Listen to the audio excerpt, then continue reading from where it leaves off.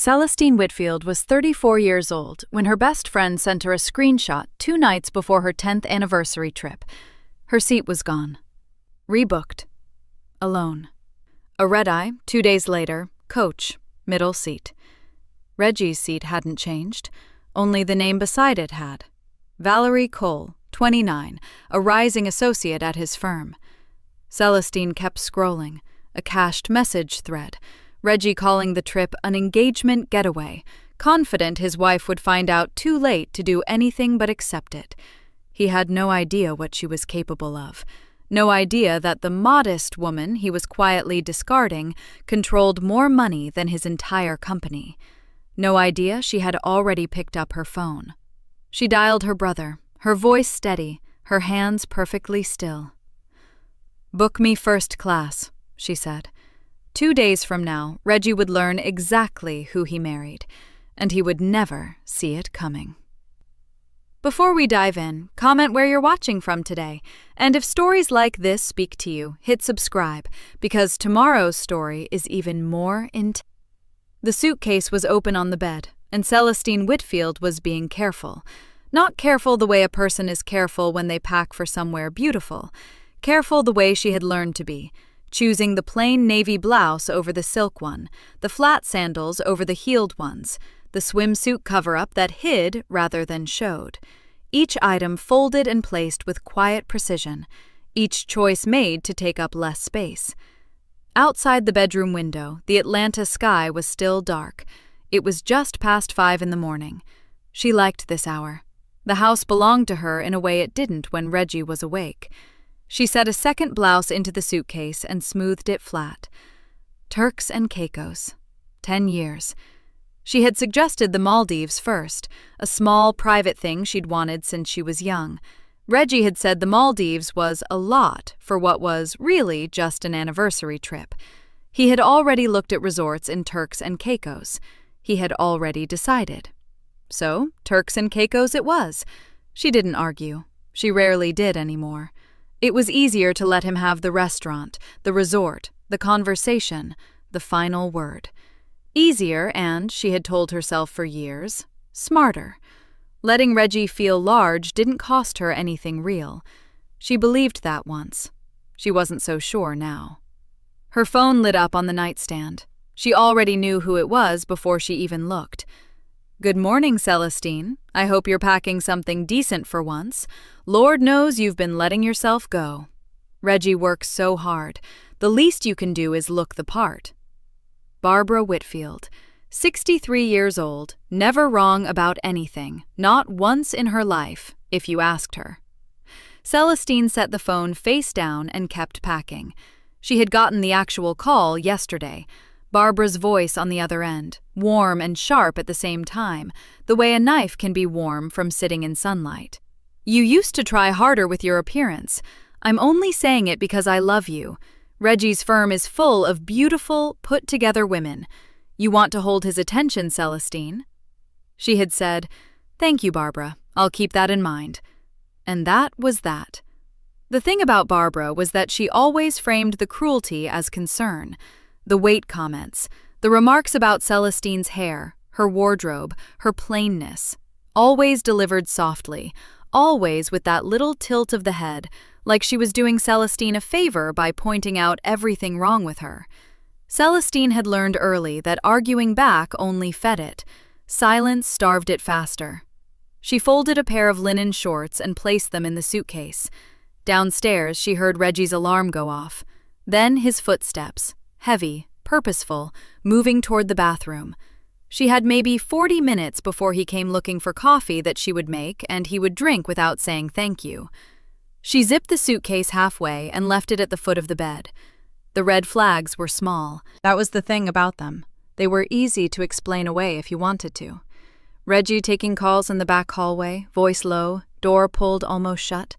A canceled dinner 2 Thursdays ago. Project ran late, don't wait up. Delivered by text, not even a call. The new cologne she had noticed 3 weeks back when he came home and kissed her cheek. Something sharp and expensive. Something she had never picked out for him. She had filed each one away quietly, the way she filed everything. Observed, said nothing. It was possible there was a simple explanation for all of it. She did not actually believe that. By 9 o'clock, Reggie had left for the office. Celestine washed the coffee cups, dried them, put them away. Then she walked down the hall to her home office, closed the door behind her, and sat down. The room looked like any other small office. A desk, a bookshelf, a window with the blinds half drawn. Nothing that would interest anyone. That was the point. She opened her laptop and pulled up the secure portal. The video call connected in seconds. 3 faces on the screen. Her COO, her legal counsel, and the acquisitions lead for a commercial real estate fund in Denver that Wren Capital Partners had been circling for 8 months. "Morning," she said. Her voice was different in here, steady and clear. "Walk me through the final terms." They did. She listened without interrupting. When they finished, she asked 2 questions, precise, specific, the kind that made the acquisitions lead glance down at his notes and then back up with a look of careful respect. The final number on the term sheet was $112 million. She approved it, signed where she needed to sign, thanked them, and closed the call. Then she shut the portal, cleared the browser, and turned the laptop back to the bland spreadsheet she kept open as a decoy. She heard Reggie's car in the driveway. By the time he opened the front door, she was in the kitchen, cutting fruit. That night, she stood at the foot of the bed, going over the suitcase one last time, making sure she hadn't forgotten anything. Reggie was watching something in the living room. She could hear the television through the wall. Her phone buzzed against the nightstand. Monica. "Sal, you need to see this." Below the words, a screenshot. Their flight reservation. The screenshot was small on her phone screen. She made it bigger with 2 fingers. There was the reservation. Whitfield R, seat 2A, first class, unchanged. And right next to it, seat 2B, the one that was supposed to be hers. Cole V. Celestine read the name twice. Then she sat down on the edge of the bed. The television was still going in the other room, some sports recap, the volume low. She could hear Reggie shifting on the couch, the ordinary sound of an ordinary night. She looked at the name again. Cole V. Her own name was nowhere on the reservation. She called Monica. It rang once. "You saw it," Monica said. "I saw it." Celestine kept her voice low and even. "Where did you pull this from?" "The manifest. I'm working the flight. I pulled the full passenger list to do my pre-check, and your name just wasn't there anymore." Monica paused. "I thought it was a system error at first, so I went back into the booking history." "And?" "Your seat was manually removed 4 days ago, Sel. Whoever made the change used the primary account login. That's Reggie's email. Then a new passenger was added to the first-class cabin." Another pause. "Valerie Cole. She's listed right beside him." Celestine said nothing. "There's more," Monica said. "I checked for your name in the full system. You're still booked on the airline, just not that flight. You got moved to a red-eye 2 days after Reggie's departure." "What seat?" Monica hesitated just a beat too long. "Middle seat. Coach." Celestine looked at the wall across from her. The framed photo of her and Reggie from their 5th anniversary. Him grinning wide. Her leaning into him, smiling. "Okay," she said. "Thank you, Monica." "Sel, I'm okay." She meant it. The steadiness in her chest was real. "I'll call you tomorrow." She hung up and sat very still. The family tablet lived on the kitchen counter. Reggie used it mostly for news and takeout orders. She used it almost never. It had been a gift from Barbara 2 Christmases ago, for the household, and it sat in its little charging stand like a piece of furniture nobody thought about. She went and got it. She wasn't sure what she was looking for exactly, just that she had learned, over years of watching quietly, that people who believe they are safe get sloppy. They delete things, but not carefully. They clear the surface, not the layers underneath. It took her 6 minutes. The Messages app had been cleared, but the tablet's browser cache still held a thread, a messaging service she didn't recognize at first, something Reggie must have logged into once and never thought to fully close. The thread was old enough to scroll through, new enough to be recent. She read it standing at the kitchen counter. I already looked at rings. Just need to get through this anniversary thing first. And then, a few lines below that, she won't fight it. You know how she is. She'll just fold. She doesn't have the means or the nerve to make it complicated. This getaway is for us. Think of it that way. I want to ask you properly. Somewhere beautiful. Celestine read that last line again. Ask you properly. She set the tablet down on the counter, slowly, without a sound. In the living room, the television clicked off. She heard Reggie stand up, stretch, heard him walk toward the back of the house, away from her, probably to take one of his calls before bed. She stood in the kitchen for a long moment. The refrigerator hummed. The lights were low. She did not cry. There was something inside her that had already known. Not the details, not the name, not the ring, but the shape of it. The way a person can feel a wall in the dark before their hand actually touches it.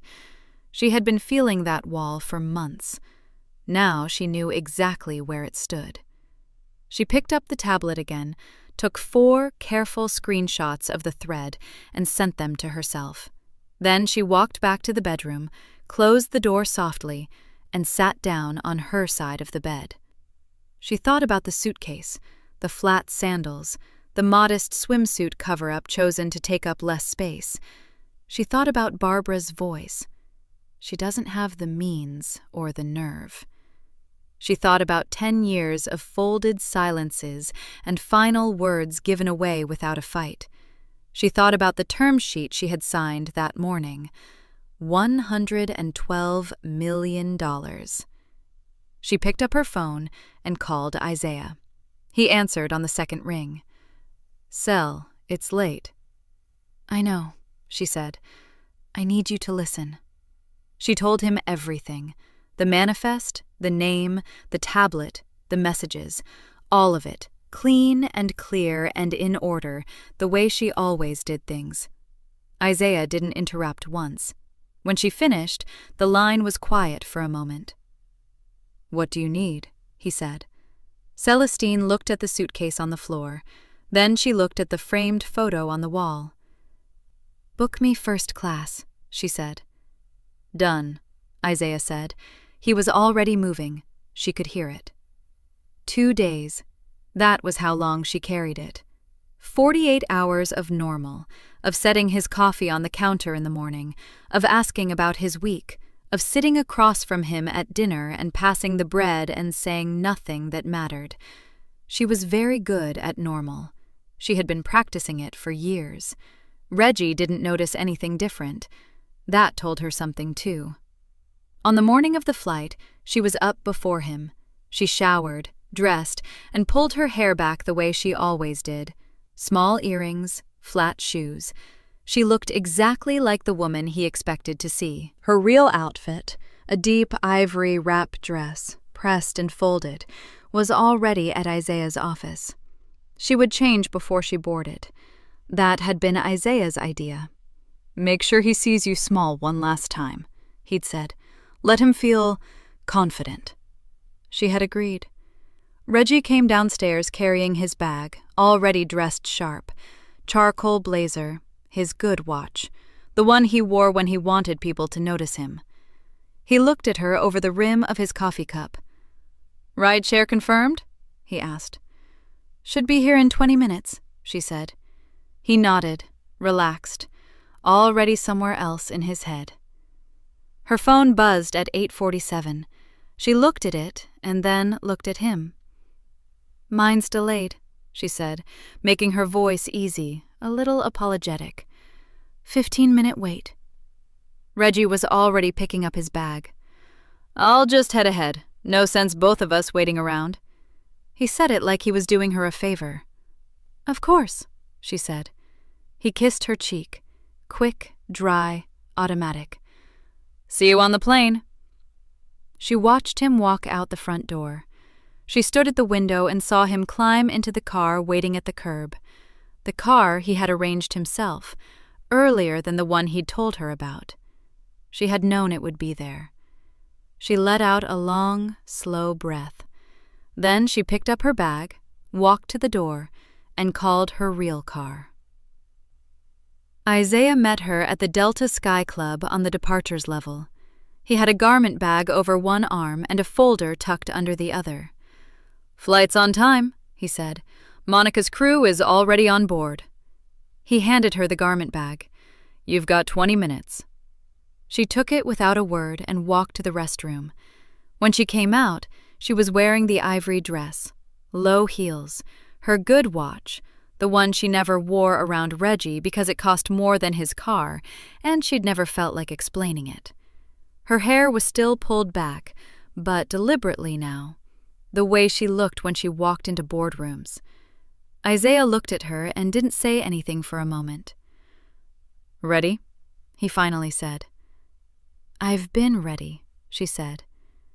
She boarded during the final pre-close window, when the gate agent's voice had already gone from cheerful to businesslike.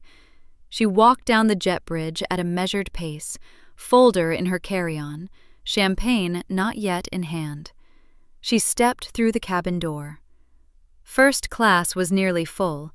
The seats were wide and cream-colored, and the overhead lights were warm. She could see Reggie in row 2, blazer folded on his lap, already leaning toward the woman in the seat beside him. Valerie Cole was beautiful, in the way of someone who has worked to be looked at. Tailored jacket, smooth blowout, the kind of posture that said she knew exactly who could see her. She was laughing at something Reggie had said, her hand resting near his on the armrest. Neither of them looked up when Celestine stepped into the aisle. A flight attendant moved toward her with a small smile. "Welcome aboard. Can I confirm your seat?" 2B, Celestine said. The flight attendant checked her screen. "Perfect. Right this way." They walked 6 steps up the aisle. Celestine stopped at the row. Reggie looked up. The color left his face so fast it was almost like watching something spill. He opened his mouth. Nothing came out. Celestine didn't look at him yet. She placed her carry-on in the overhead bin, smoothly and without rushing, and settled into seat 2B. A flight attendant she recognized, Monica, steady and professional, not a flicker on her face, appeared beside her with a glass of champagne already poured, pale gold and cold. "Thank you," Celestine said. She took a sip. Then, from the aisle, there was a voice. "I'm sorry, there must be some mistake." Valerie's tone was polished, used to getting things sorted. "I'm in 2B. Monica turned to her, unhurried. "I'm showing 2B confirmed to Ms. Whitfield as the reservation's primary cardholder. Your boarding pass is showing as reassigned." A brief, professional pause. "I can walk you to your new seat." Valerie looked at Reggie. Reggie looked at Celestine. The cabin was very quiet. Valerie's jaw tightened once, barely visible. Then she turned and followed Monica back down the aisle without another word. The passengers near the front had seen all of it. Celestine crossed one leg over the other and looked at her husband. His face was the color of old chalk. She held his gaze. Calm, steady, unhurried as a tide. "Sit down, Reggie," she said. "We have 10 hours to talk." The cabin door closed with a clean, final sound. The plane lifted and the city fell away beneath them. Reggie waited until the seatbelt sign went off. Then he waited a little longer, as if hoping Celestine might speak first and make it easier for him. She didn't. She set down her champagne glass. She opened the small book she'd brought in her carry-on. She turned a page. "Celestine." His voice was low, controlled but only just. I know how that looked." She turned another page. Valerie and I, we work together. You know how it gets with colleagues on the same account. The hours get long and… Reggie. She said his name the way you'd set down a heavy object. Carefully. Final. He stopped. She closed the book and looked at him fully for the first time since he'd sat down. I found the texts, she said, on the family tablet. The ones where you called this an engagement getaway? She paused, just for a beat. So let's skip the part where she's a colleague. The muscle in his jaw jumped. Outside the window, the clouds came up fast and white, and then fell below them, and the sky went the pure, cold blue of high altitude. He talked in pieces, the way people do when they're cornered and still trying to manage how much damage they're taking. A little at a time, testing how much she already knew. It had started, he said, about 8 months ago. She said nothing. He walked it back. A year, maybe. He wasn't sure exactly. She looked at him. His eyes moved away. About 2 years ago.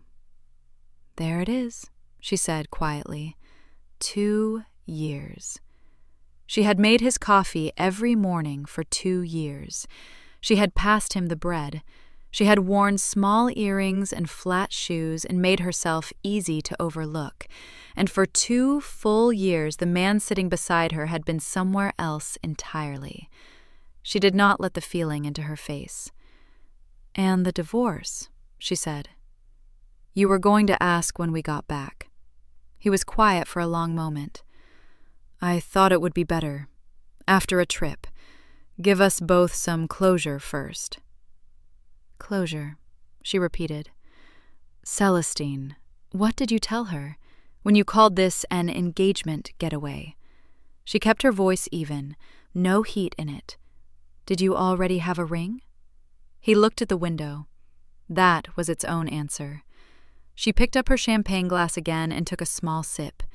She had what she needed from this part of the conversation. The rest could wait. She opened her book again and turned back to her page, and Reggie sat beside her in the wide first-class seat with nowhere to go and 6,000 feet of air beneath him. They landed in Turks and Caicos at 3:30. The tarmac was bright and the air hit warm the moment they stepped off the plane. Reggie had the look of a man who had been hoping she'd say they should turn around and go home. She could see him waiting for it. We're still checking in, she said. He stared at her. Celestine, we paid for the suite. We're here. She pulled up the handle on her carry-on. We'll finish this conversation properly. He followed her through the terminal the way a person follows when they don't know what else to do. The resort was the kind of place where everything was white or pale blue, where the walkways were open to the sea air and the staff smiled like they meant it. Their suite had a private deck and a view of water so clear you could see the bottom. It was, objectively, beautiful. Celestine stood at the window for a moment. Then she unpacked her suitcase, changed her clothes, and went to dinner without him.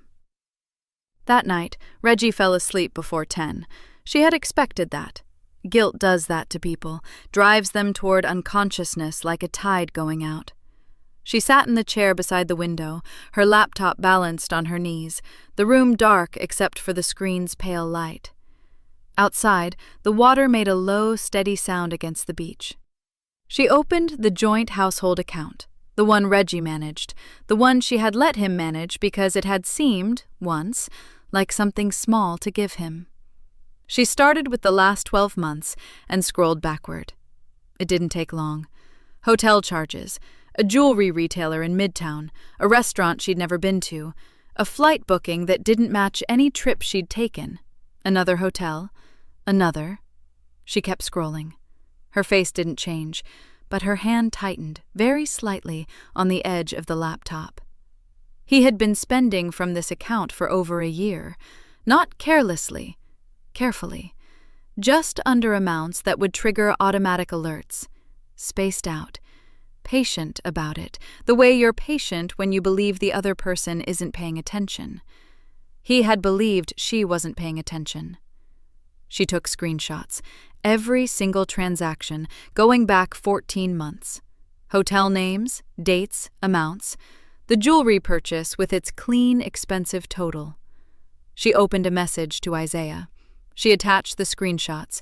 Then she typed, "There's more here than I thought." She sent it, closed the laptop, and sat for a moment in the dark with the sound of the ocean outside and the quiet that comes before something begins. The resort had gone quiet between them after the first night. Not a peaceful quiet, the kind that sits in a room like something waiting to be said. Reggie moved around her carefully, speaking only when he had to, and Celestine let him. She swam in the mornings, she read on the deck, she ate her meals and watched the water and gave him nothing to work with. On the third day, they flew home on separate flights. She didn't make a scene of it. She simply booked a different carrier, left before he woke up, and was back in New York by early afternoon. She went straight to Barbara's. Barbara Whitfield lived in a townhouse in Harlem that she kept immaculate, every surface carrying some careful arrangement of framed photos and small, tasteful objects. A home built to signal that the family that lived in it had arrived somewhere. She opened the door in a cream blouse with her hair done and her reading glasses pushed up on her head, and she took one look at Celestine and let out a long breath. "Come in," she said. The tone of it was already weary, already certain she knew how this conversation was going to go. Celestine sat on the couch with her hands folded in her lap. She had worn a simple black top and clean trousers and no jewelry, and she had made her face open and a little soft, the way you do when you want someone to believe they have the advantage. "I needed to talk to someone who loves Reggie," Celestine said. "Someone who wants what's best for both of us." Barbara settled into the armchair across from her and pressed her lips together in something close to sympathy. "Celestine," she said, and the way she said it carried 10 years of small judgments packed inside a single word. "I want to be honest with you. I've always believed honesty is the kindest thing between family." "Of course," Celestine said. Barbara folded her hands. "Reggie is not an easy man to be married to. I know that. But some of it, is about the two of you not being the right fit. That's not blame. It's just reality." "How long have you known about Valerie?" Celestine asked. She kept her voice gentle when she said it, curious almost, like it was a small question. Barbara's hands tightened for just a half second before she let them loosen again. "A little over a year," she said. "He told me himself. He needed to talk to someone." The room was very still. "I met her twice," Barbara continued. The confession came out easier now that the door was open, with the particular relief of someone who had been waiting to stop pretending. "She's polished, very put together. Knows how to carry herself at these firm events, the holiday parties, that kind of thing." She paused. "I told Reggie that a man in his position needs someone who fits that world. Someone who... well," her eyes moved briefly over Celestine. "Someone who photographs well at these things. That's not a cruel thing to say. It's practical." Celestine looked at her. Barbara didn't flinch. She believed what she was saying. That was the most important part. She genuinely, completely believed it. "I appreciate your honesty," Celestine said. Her voice was warm, steady. She let the silence sit for exactly one beat. "That really does help me understand things more clearly." She picked up her bag, thanked Barbara for the tea she hadn't touched, and let herself out. She sat in the car for a moment before she started it, not because she was upset, because she wanted to be precise about what she felt before she set it aside. Barbara had known for a year, had met the woman, had given her son a reason to keep going, had sat across from Celestine at Sunday dinners and holiday tables and said small cutting things about her appearance with the calm certainty of someone who believed she was simply telling the truth. Celestine started the car and called Isaiah. He picked up on the second ring. How'd it go? She knew about Valerie for over a year, Celestine said. Met her twice. Told Reggie he'd be happier with someone who photographed better. A pause. Wow. The account is worse, too. I added up everything last night. The total is over $180,000, Isaiah. Hotels, jewelry, flights, all of it. He was quiet for a moment, and she could hear him thinking. Cel, he said carefully, this goes beyond a divorce filing. This is financial misconduct. We need an official record, not just screenshots. I know. She had known since the resort, since she sat in the dark with a laptop and felt the shape of how far it had actually gone. I want everything documented. Every hotel receipt, every transfer, the timeline with Valerie, Barbara's involvement. You're sure? I'm sure, she said. Restraint isn't enough anymore. The car idled at a red light. Outside the window, the city moved the way it always did. Indifferent. Enormous. I'll bring someone in, Isaiah said. Someone good. We'll build a real record. Good, Celestine said. The light changed and she drove. The flowers came first. 12 white roses, delivered to the house on a Tuesday morning with a card that said, Because I love you, in Reggie's careful handwriting. Celestine put them in a vase on the kitchen counter and texted him a simple thank you, and felt nothing. Then came the dinners. He made reservations at 2 restaurants she had mentioned once, months ago, in passing, the kind of places he usually dismissed as not really our scene. He pulled out her chair. He asked about her week. He listened, or performed listening, with his chin resting on his hand and his eyes doing the work of a man who wanted to look present. She let him. She asked questions back. She smiled at the right moments. At night, alone in the bathroom with the door locked and the fan running, she reviewed the latest photos Isaiah's investigator had sent. Hotel lobbies. A jewelry counter at a midtown department store.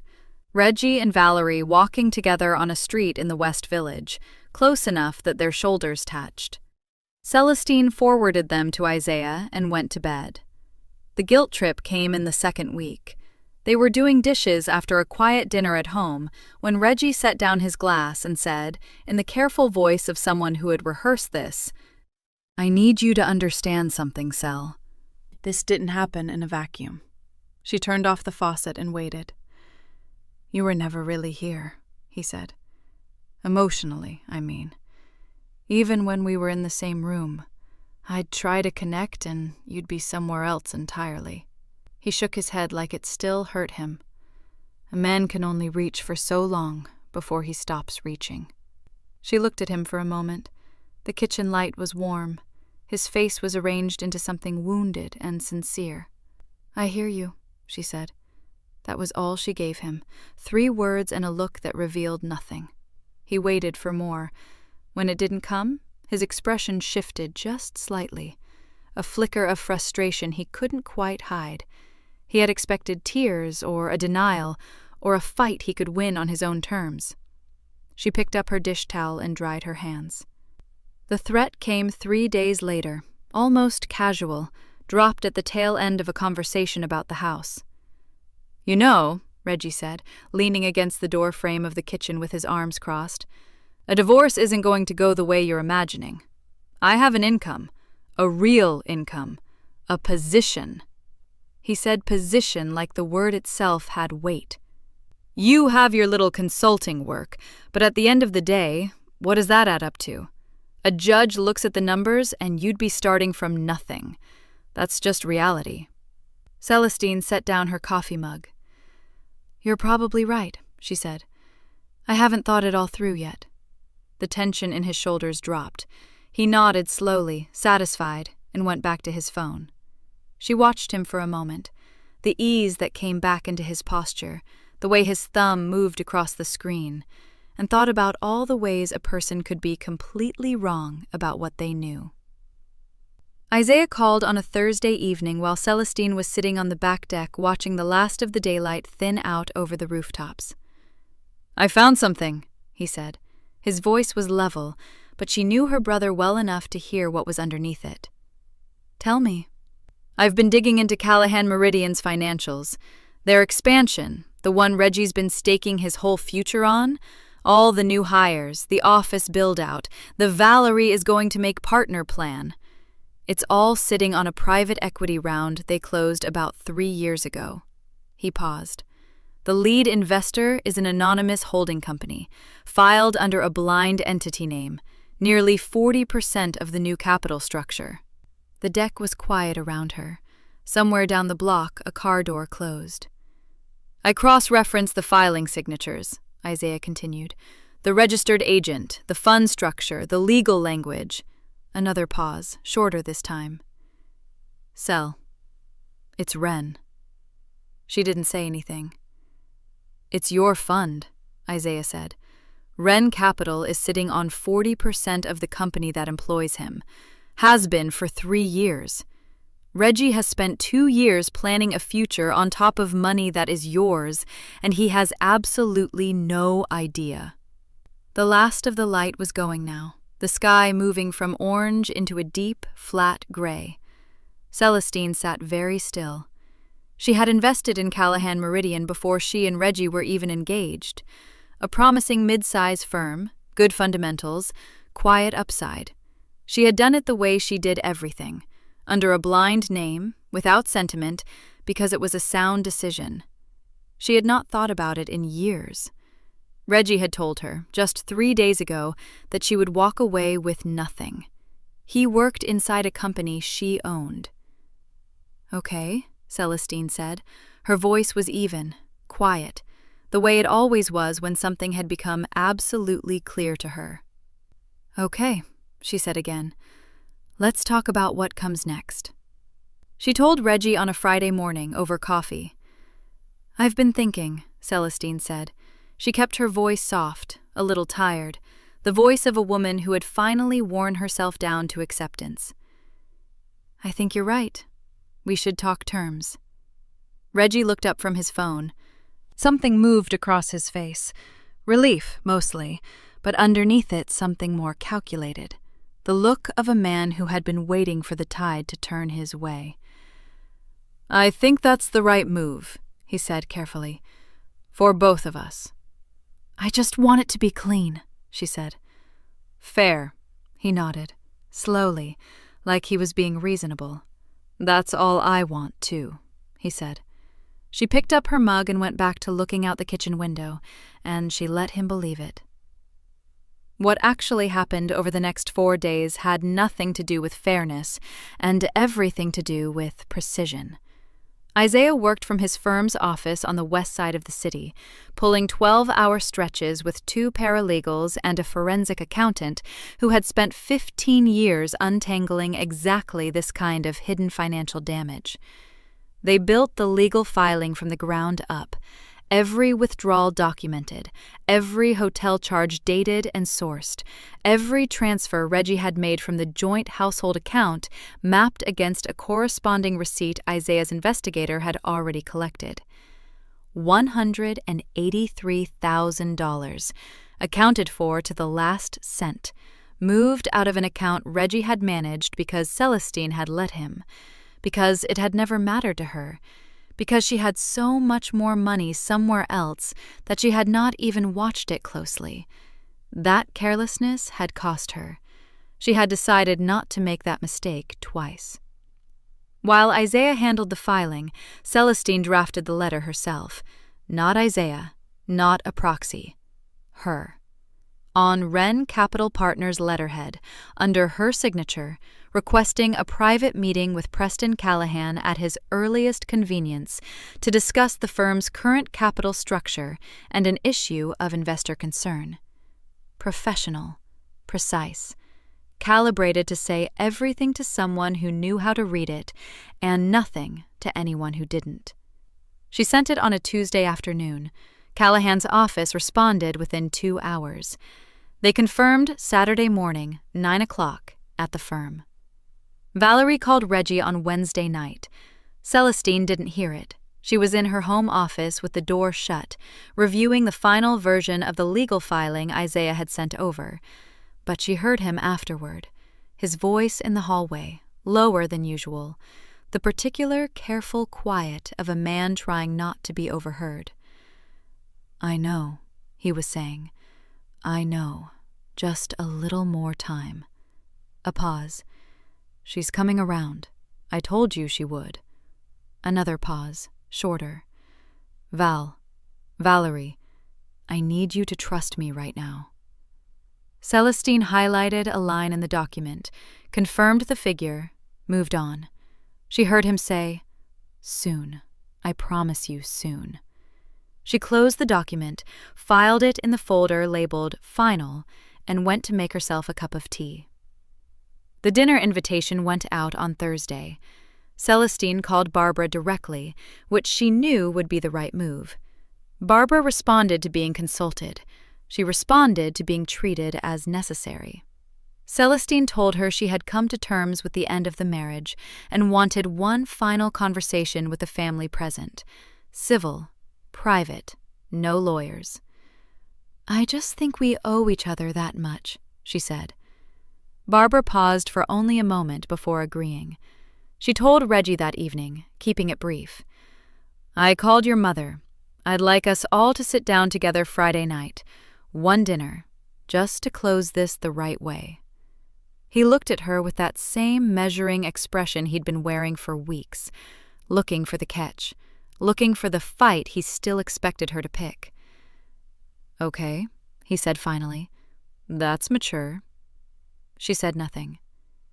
By Friday afternoon, the house was quiet. Isaiah had filed the last document at noon.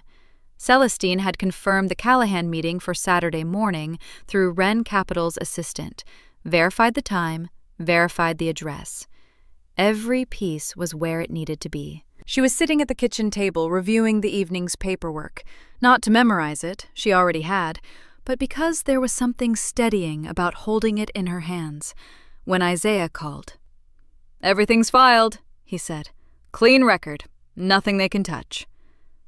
"And Callahan?" "Confirmed. 9 a.m. Saturday." She set the papers down flat on the table. The house was very still around her.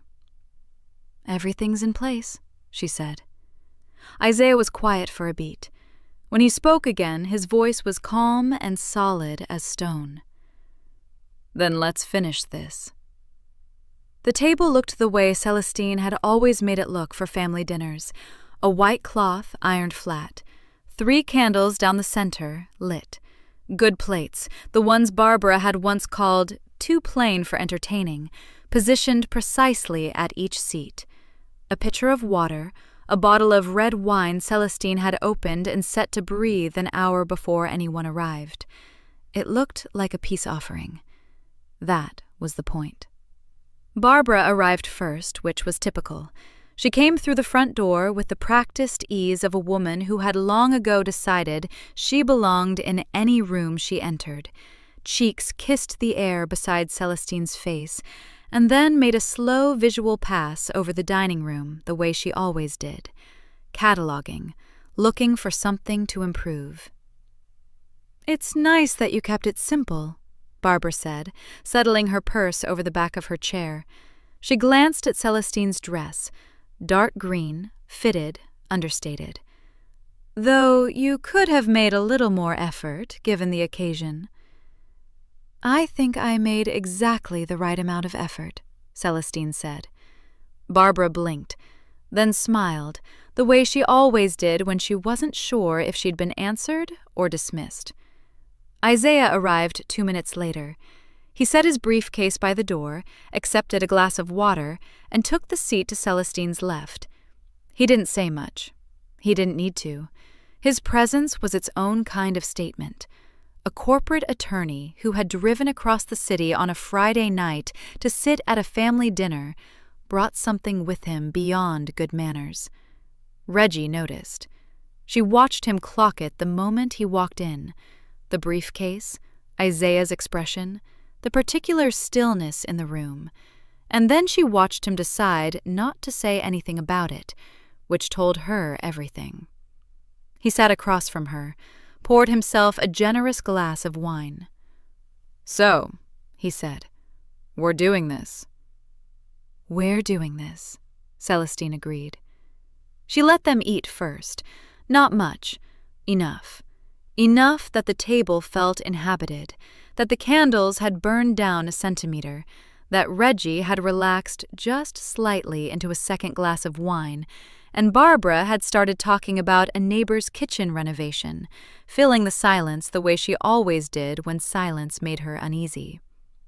Celestine waited until Barbara paused for breath. Then she set her fork down, folded her hands on the table, and said, "I'd like to start." The room shifted. Reggie straightened. Barbara's eyes moved to her son, a quick, instinctive check, and then back. Celestine reached to her right, where Isaiah had placed a slim manila folder at the start of the meal. She opened it and set the first document flat in the center of the table, where all of them could see it. 2 years, she said. Her voice was even. The affair with Valerie Cole began 2 years ago, not months. She let that land. I have hotel receipts, dated photographs, a text thread where you described this trip as an engagement getaway. She slid one page toward Reggie, then another. These are not accusations. This is documentation. Reggie's jaw tightened. He said nothing. She set the next document down. Over the same period, $183,000 was moved out of our joint household account. Jewelry, hotel stays, 2 wire transfers I had Isaiah's forensic accountant trace to a jeweler on the north side. She paused. The ring, I assume, is already purchased? Something moved across Reggie's face that she had no interest in naming. She turned to Barbara. You've known about Valerie for over a year, Celestine said. Not an accusation, a fact. You met her twice. You told Reggie privately that he'd be happier with someone who, she glanced at her notes, though she had it memorized, photographed better at the holiday party. She set the PI's report in front of Barbara, who looked at it once and then looked away. That's in writing, too. The room was completely silent. Barbara's mouth opened, closed. She started. You don't have to say anything, Celestine said. I'm not asking you to. She took a breath, set the last document down. This one she left facing herself, not them. There's one more thing, she said. I've let this go unsaid for 10 years, which was my choice, and I won't pretend otherwise. She looked at Reggie directly. My name is Celestine Whitfield. I am the founder and sole owner of Wren Capital Partners, a private holding company worth just under 9 figures. She let that number sit in the air. I built it before we married. I kept it private because I wanted one relationship in my life that had nothing to do with money. A brief pause. That was the miscalculation I made. Reggie stared at her. The color in his face was doing something complicated. This house, she continued, was purchased outright with my money. It has been in my name alone since the day we closed. The accounts you drained were managed by you at my discretion. They were never jointly owned in any legal sense. She closed the folder. The divorce you planned will leave you with your personal belongings, your car, and whatever remains of the money you took. I've already filed to recover it. Barbara said nothing. She was looking at the table. Reggie opened his mouth once. Nothing came out. Celestine pushed her chair back and stood. She was very calm. She felt, if anything, lighter than she had in years.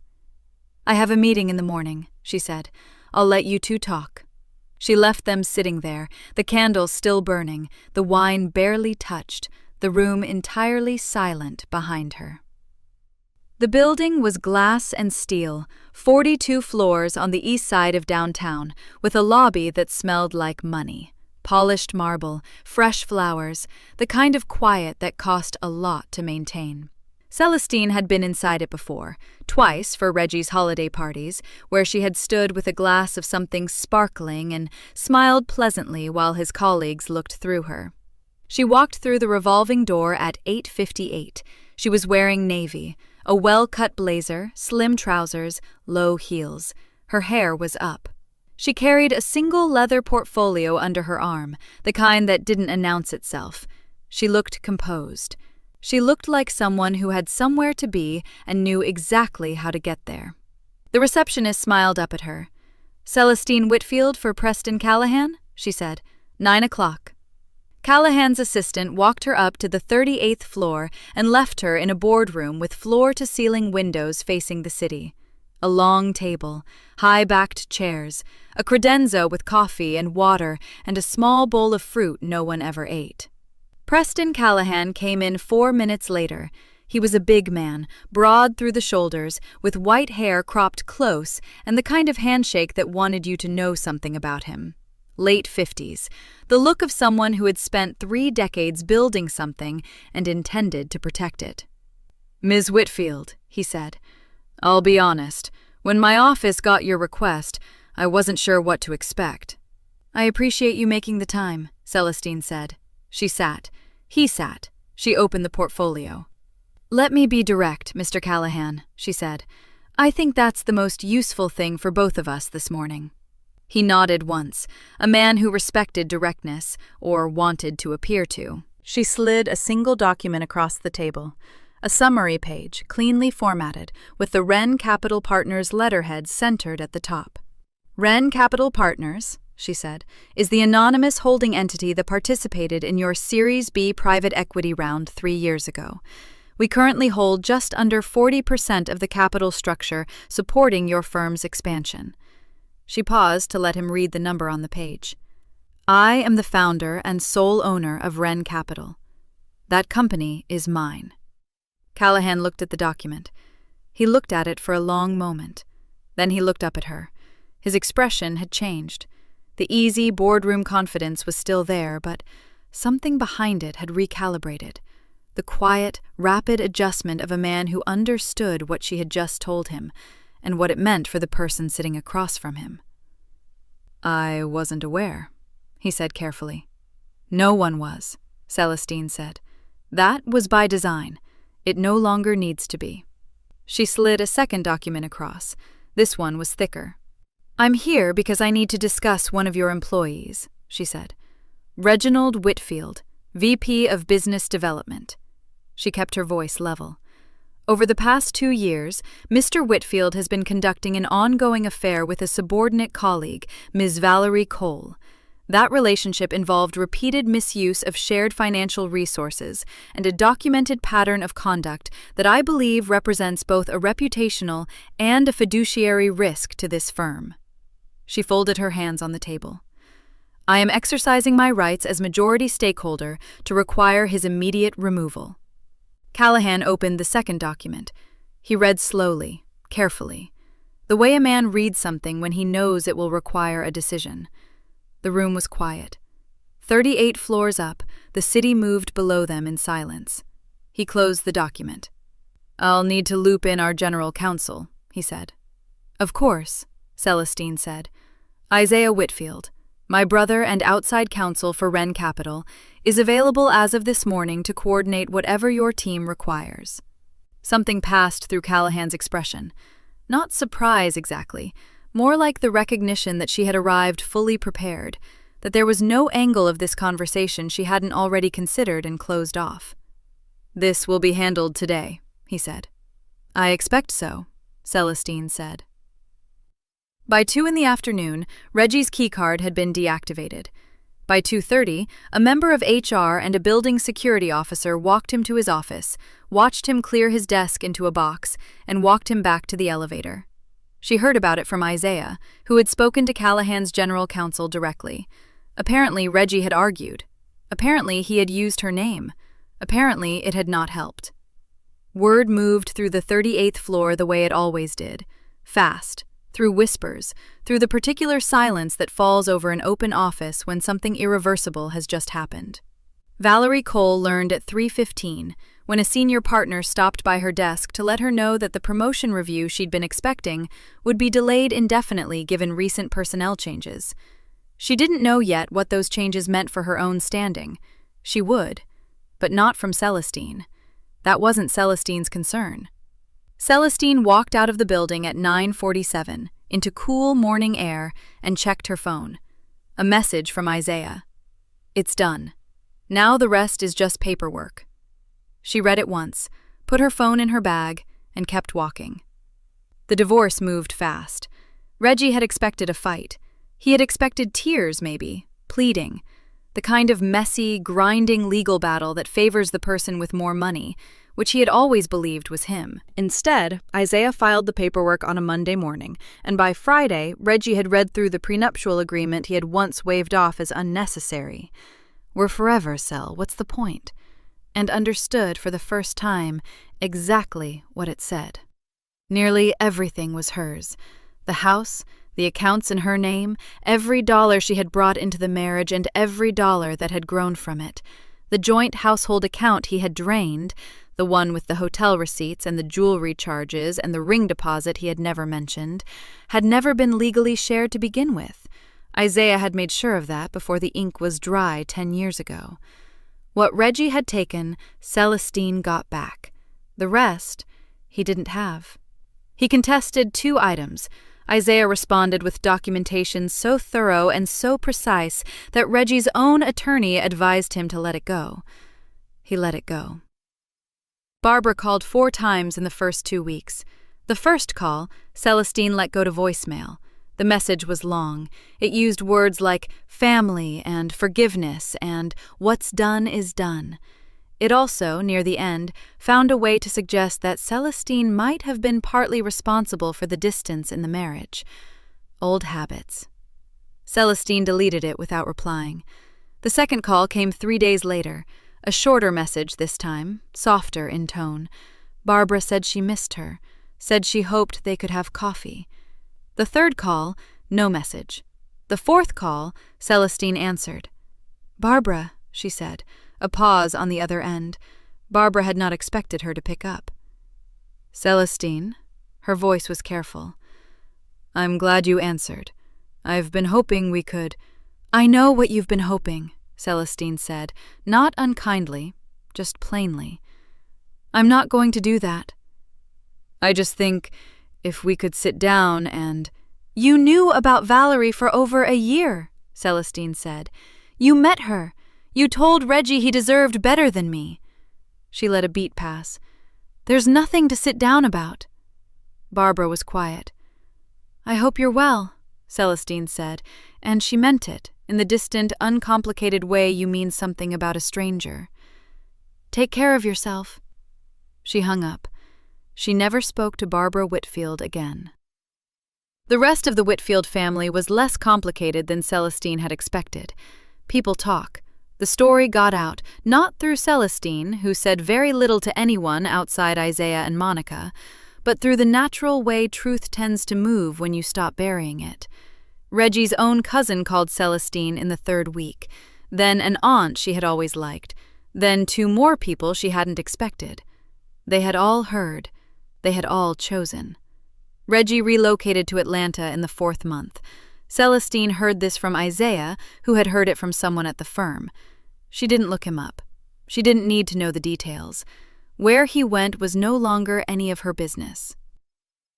Valerie Cole lasted at Callahan Meridian until February. Without Reggie's sponsorship and with the quiet cloud that had settled over her name following the personnel review, the partnership track she had been climbing simply stopped. She resigned and took a position at a smaller firm across town. Celestine never thought about her much at all. 6 months after the divorce was finalized, Celestine gave her first public interview as the founder of Wren Capital Partners. It ran in a financial trade publication, a long piece with a photo of her at her desk, no borrowed credibility, no husband's name in the bio. Just hers, just the company she had built, and who had built it. The requests that came after surprised her in their volume. Speaking invitations, mentorship programs, a university that wanted her to headline a lecture series for women in finance. She said yes to the mentorship first. A room of 12 young women, most of them in their mid-20s, all of them sharp and a little uncertain in the way you are when you're talented but haven't been told so enough yet. Celestine recognized that look. She had worn it longer than she should have. She told them the truth. Not the whole story, not the marriage and the flight and the boardroom, but the part that mattered. Don't make yourself small for someone else's comfort. The cost is too high, and the person you're protecting yourself for isn't worth it. One of the women wrote it down. The morning of the flight, Celestine packed light. A single carry-on. A good book she'd been meaning to start. Her laptop for the first hour, she decided, and then nothing. Just the window and the clouds and wherever she was going. She checked in from her phone on the way to the airport. Her seat came up automatically. It was saved to her profile, tied to her account, her miles, her status. First class, window seat. The same airline, even. She smiled at that, a little. Monica was working the gate. Thank you for watching until the end. If this story meant something to you, hit subscribe and turn on notifications. I've got 2 stories on the screen that you have to watch next.